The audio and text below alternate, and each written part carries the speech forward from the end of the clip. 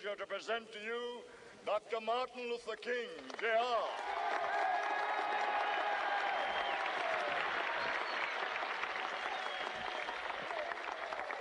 I am happy to join with you today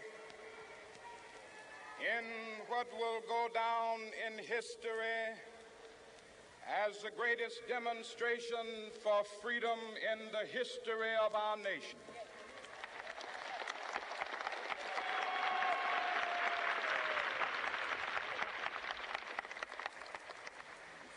Five score years ago,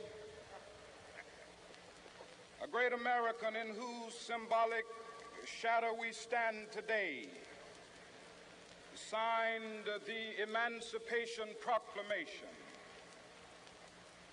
This momentous decree came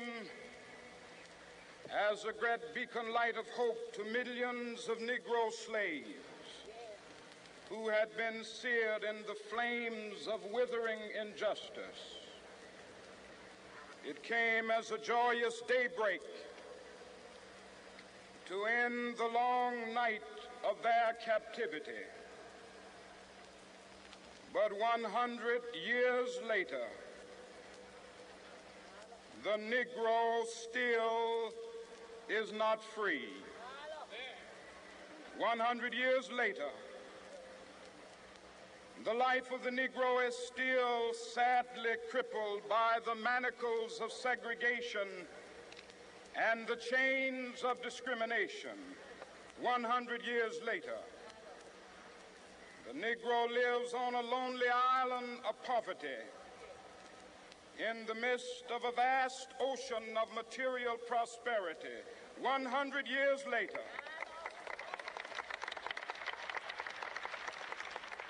the Negro is still languished in the corners of American society and finds himself in exile in his own land.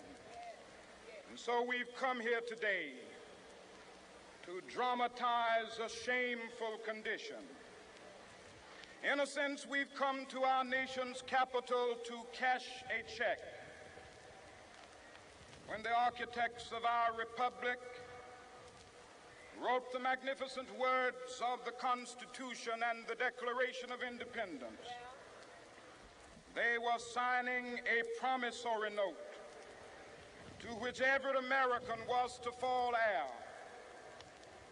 This note was a promise that all men, yes, black men as well as white men, would be guaranteed the unalienable rights of life, liberty, and the pursuit of happiness.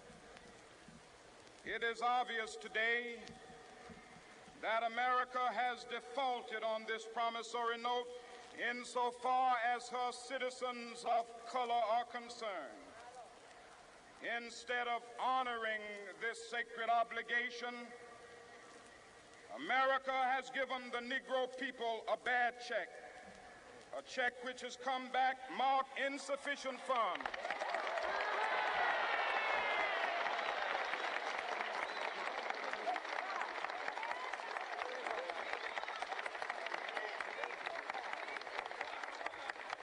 But we refuse to believe that the Bank of Justice is bankrupt. We refuse to believe that there are insufficient funds in the great vaults of opportunity of this nation. And so we've come to cash this check, a check that will give us upon demand the riches of freedom and the security of justice.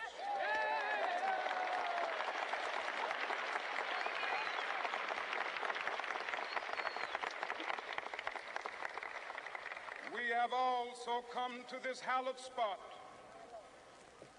to remind America of the fierce urgency of now. This is no time to engage in the luxury of cooling off or to take the tranquilizing drug of gradualism.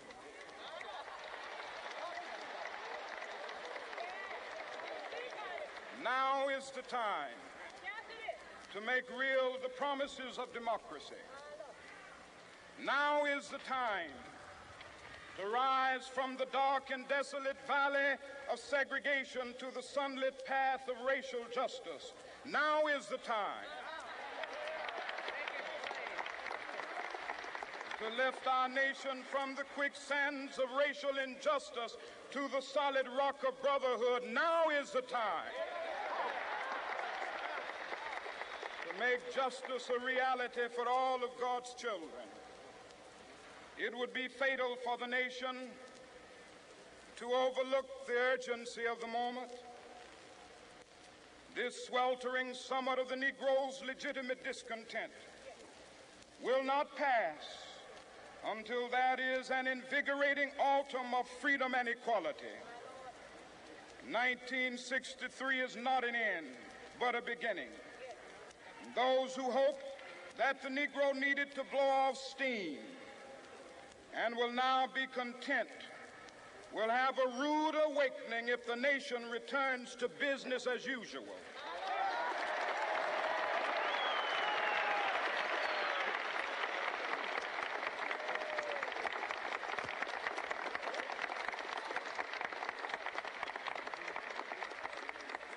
There will be neither rest nor tranquility in America until the Negro is granted his citizenship rights. The whirlwinds of revolt will continue to shake the foundations of our nation until the bright day of justice emerges. But that is something that I must say to my people who stand on the warm threshold which leads into the palace of justice. In the process of gaining our rightful place, we must not be guilty of wrongful deeds. Let us not seek to satisfy our thirst for freedom by drinking from the cup of bitterness and hatred.